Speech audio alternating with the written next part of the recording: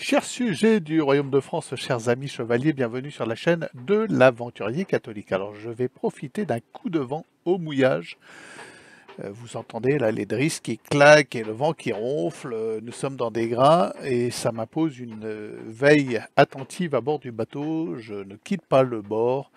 Je pourrais, mais à mes risques et périls, parce que l'ancre peut décrocher, je peux être amené dans une survente à rallonger la chaîne, à démarrer le moteur ou à repousser des bateaux qui déraperaient eux-mêmes. Voilà, parce qu'on est dans un mouillage encombré. Voilà, je profite de ce temps à bord pour répondre à une requête particulière qui m'a été faite. Alors, elle m'a pas été faite hier, elle a été faite il y a quelque temps sur cette chaîne en commentaire par un abonné et elle a été pas mal plus soignée. Voilà, j'ai hésité, j'hésite encore, je ne sais pas ce que ça va donner. Cette requête est la suivante. Alors, elle n'émane pas d'un ancien abonné qui sait hein, les choses, mais d'un nouvel arrivé sur cette chaîne, d'un nouvel arrivant. Qui es-tu? D'où nous parles-tu? Voilà, alors j'ai hésité, j'en ai causé à mon mentor, voilà, m'amuse, qui m'a dit, bah si, tes abonnés, tu ne les remercies pas assez, tu ne leur expliques pas d'où tu parles, ils aimeraient bien savoir et ils ont le droit de savoir. Alors, j'ai hésité parce que mon parcours, ma foi, il n'est pas exceptionnel, il ne mérite pas qu'on s'attarde dessus. Alors certains m'ont dit que si. Bon, alors je vais essayer de faire ça en toute modestie et en mots assez sobres, sans m'étendre, parce que j'ai 58 ans, évidemment, si je m'étends sur l'ensemble de mon parcours, ça va prendre 10 heures, et vous n'avez peut-être pas 10 heures à m'écouter comme ça.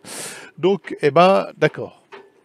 Allons-y, qui suis-je et d'où je vous parle? Vous entendez là les drisses qui claquent, on est dans une survente, on essuie grain sur grain, je voulais partir à la messe et je reste à bord finalement, voilà. Croyez-moi, j'aurais bien aimé y aller et ben, c'est comme ça fait partie des aléas de la vie de marin. Bon, vous voyez, je procrastine cet instant où je vais devoir rentrer dans qui je suis. Alors, comment on commence un CV? Bon, j'ai 58 ans, je suis né en 66. Je suis le mari de la nénette qui est ma muse. Je suis le papa d'Edgar.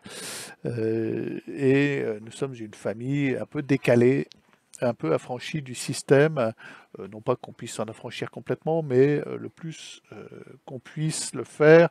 Nous n'avons jamais été dans le moule imposé depuis les études, avec les crédits, avec la voiture machin comme il faut, avec le pavillon machin, voilà.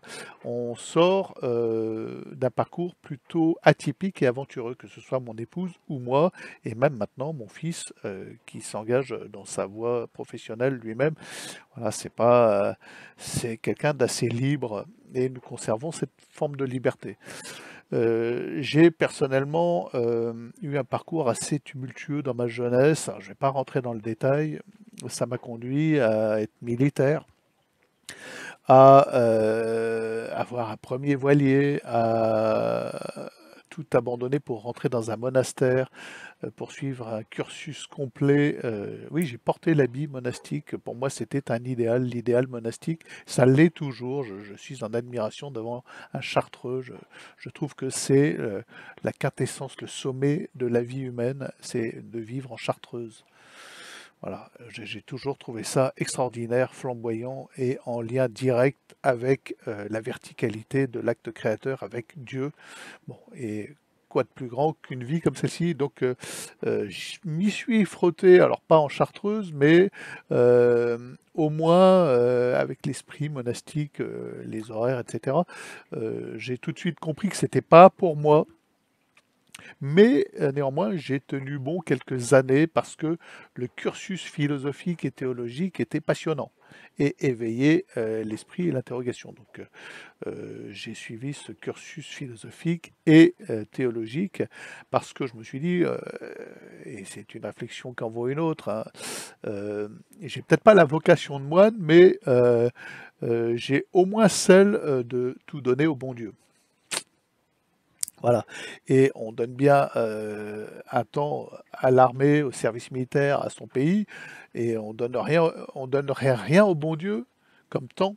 Voilà, donc c'était un peu ma démarche, et puis bah, c'était aussi une démarche très riche, puisque voilà, et je n'en suis pas sorti indemne. J'en suis sorti avec bah, l'éveil à l'interrogation. C'est le principe de la philosophie. Qu'est-ce? Voilà. Et depuis, j'ai du mal à recevoir tout cuit la grande vérité de Monsieur Macron, de Monsieur Véran, de Monsieur Klaus Schwab, d'Intel, de Bill Gates, de Soros ou de qui que ce soit d'ailleurs.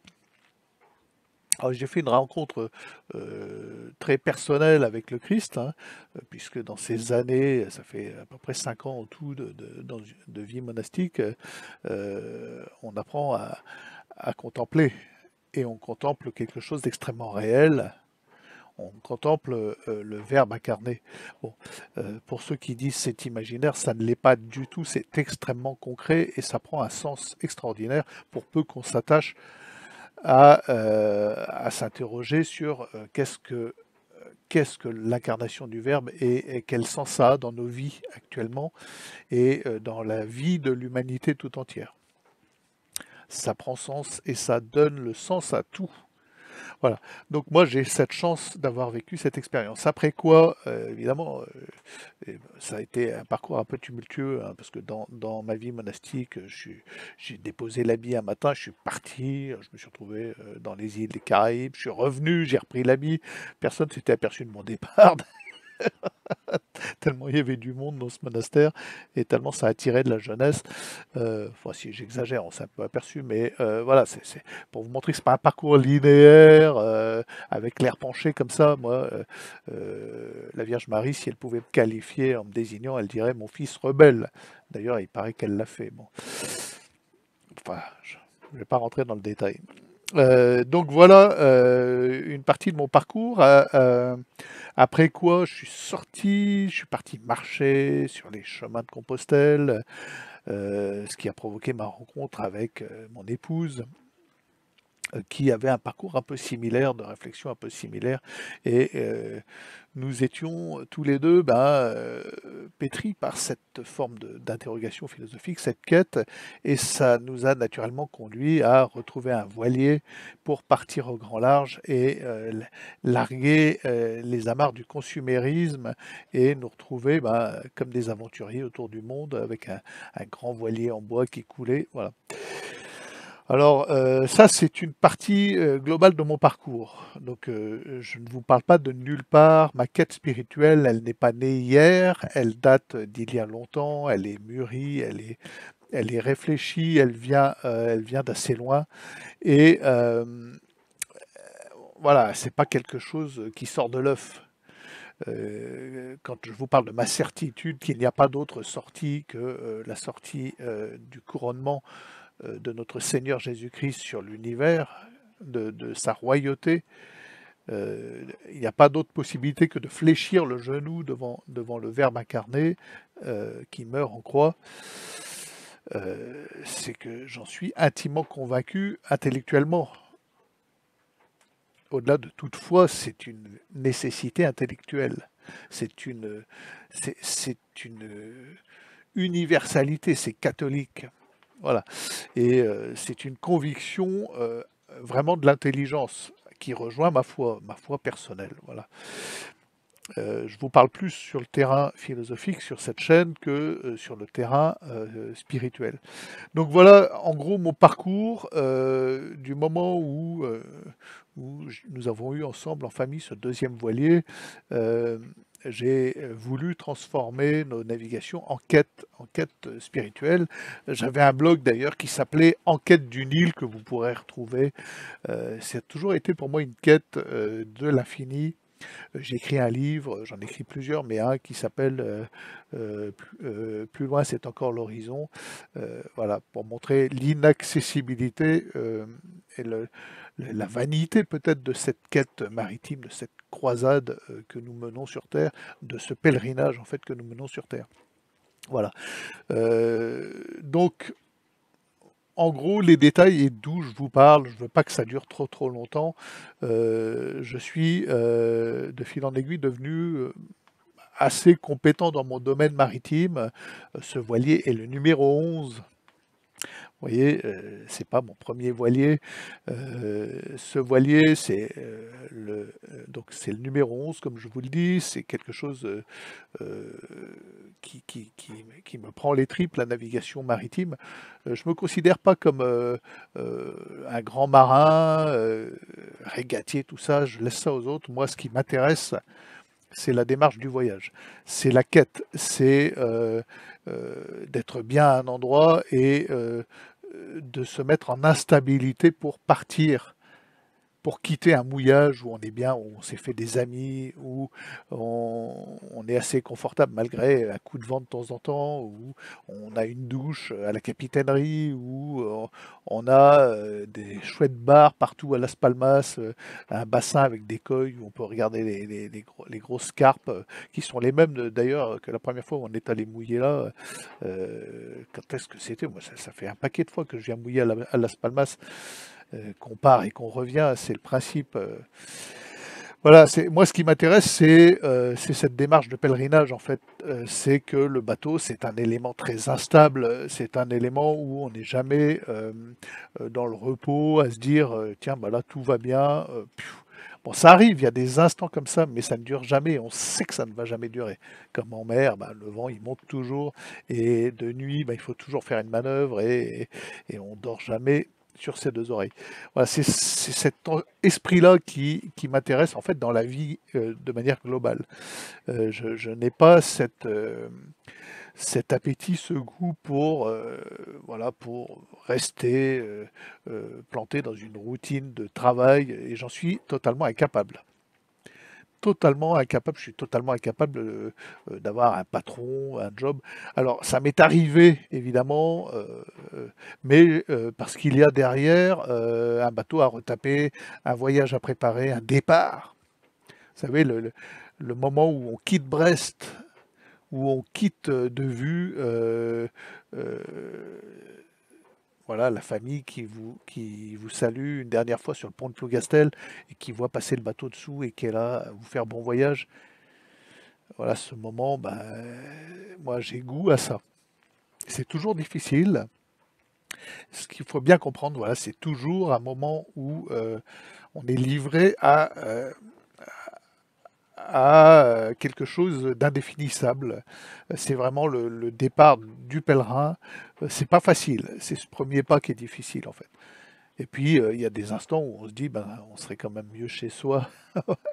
Et en fait, avoir goût à ça, c'est peut-être du masochisme, mais ça concourt à une quête spirituelle, très très clairement. Voilà. Donc voilà qui je suis, voilà d'où je vous parle. Je suis là à bord de ce bateau qui m'a été offert. C'est un don, et parce que cette chaîne est animée d'un esprit, c'est l'esprit de la Providence. Moi, j'ai cette chance d'avoir découvert profondément euh, la modalité providentielle dans la vie. Euh, la vie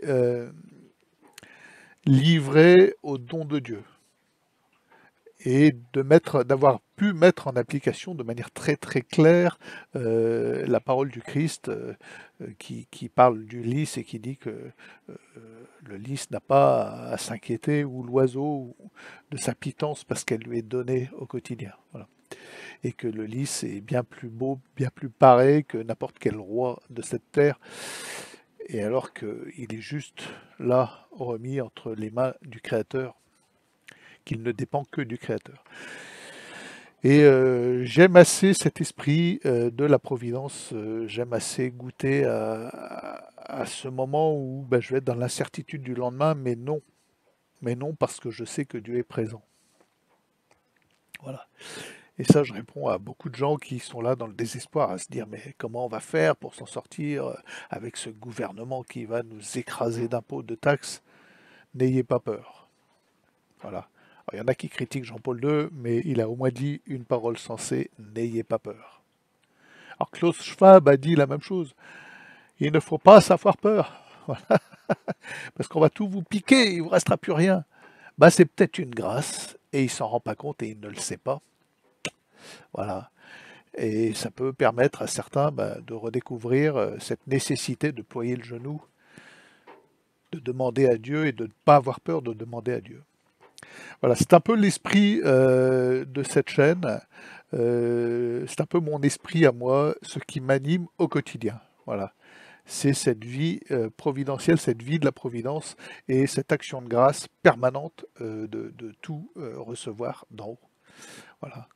Y compris ce que j'achète moi-même, hein, mais je le reçois d'en haut de manière providentielle et je rends grâce. J'essaye, je ne suis pas du tout un modèle de vertu, loin s'en faut, au contraire c'est pathétique. Heureusement que vous ne me voyez pas dans mon intimité personnelle à moi tout seul, je suis épouvantable, mais bon, on l'est tous. Et je tiens à porter ce témoignage, voilà, de l'importance de se livrer à la providence. Et la vie en bateau le permet de manière radicale. Surtout partir comme ça sans un centime en poche. Je suis en mer, je navigue, je n'ai pas un centime en poche devant moi. Pas un. Alors évidemment, parfois, j'en appelle à mes abonnés parce que ça frotte un peu, et puis il y a des obligations, et puis on a cassé, et puis bon, voilà. Alors, pour revenir à des choses plus triviales, j'entends accomplir un tour du monde par les trois caps avec ce bateau qui s'appelle la Longue Route. J'entends accomplir ça dans quelques années, pas tout de suite parce que le bateau n'est pas du tout prêt. Il manque sérieusement de gros équipements. Et donc j'entends faire sponsoriser cette croisade maritime qui sera dédiée à la gloire de notre Seigneur. Je le répète, je le rappelle, et j'y tiens, et je ne lâcherai rien sur cette question. Qui manifestera une sécession radicale avec cet esprit du monde et cet esprit républicain qui est proprement démoniaque, et je pèse mes mots, et j'ai pas honte de le dire. Voilà, ces gens-là, les Macron et compagnie, sont voués à Satan, ça, et puis ils le disent eux-mêmes. Et Macron se considère lui-même comme un petit mage sataniste, même, il aimerait bien en être un grand. Voilà, et nous sommes ici en sécession radicale d'avec cet esprit du monde, même si on est dans le monde. On l'est, mais ce qu'on reçoit, on le reçoit d'en haut. Voilà, même si c'est des choses matérielles, on les reçoit aussi d'en haut de manière évidente. Il faut savoir le reconnaître. Donc voilà, je vous invite les amis, après ce petit tour, si j'ai pas tout dit, si vous voudriez en savoir plus, je vous invite à poser des questions. Voilà, je ferai peut-être une FAQ un peu plus détaillée selon la nature de vos questions. J'ai décidé d'éclairer votre lanterne sur qui je suis, qu'est-ce que c'est que cette chaîne YouTube. Je vous invite à vous abonner, au moins pour une raison très très très simple, pas pour ma gloire à moi, mais parce que il est fondamental, vital, de ne pas laisser l'Internet à l'ennemi et de prendre le pas sur l'Internet, de faire grossir des chaînes catholiques qui œuvrent pour la gloire de notre Seigneur Jésus-Christ. Et dans chacune de mes vidéos, j'essaye de réaffirmer la nécessité de recouronner Jésus-Christ qui a été découronné par une apostasie mondiale et générale. Donc il est fondamental de vous abonner pour faire grossir des chaînes comme la mienne, des chaînes catholiques, des chaînes qui prônent la vie de l'espérance chrétienne, le salut, notre bien commun. C'est la vie éternelle et rien d'autre. La seule chose, la seule requête que nous devons avoir de nos prières, c'est la grâce d'une bonne mort, c'est mourir en état de grâce, avoir cette chance, cette possibilité de mourir en état de grâce, et si vous le demandez, ça ne pourra pas vous être refusé. Une chaîne où nous devons tous porter la médaille miraculeuse fièrement, voilà, engage de notre appartenance mariale, les amis. Une chaîne où on lâche prise et on laisse œuvrer Dieu dans nos vies. Donc abonnez-vous, dites-moi en commentaire si j'ai pas tout dit ou si vous aimeriez en savoir plus. On verra de quelle façon je pourrais vous répondre et à demain peut-être.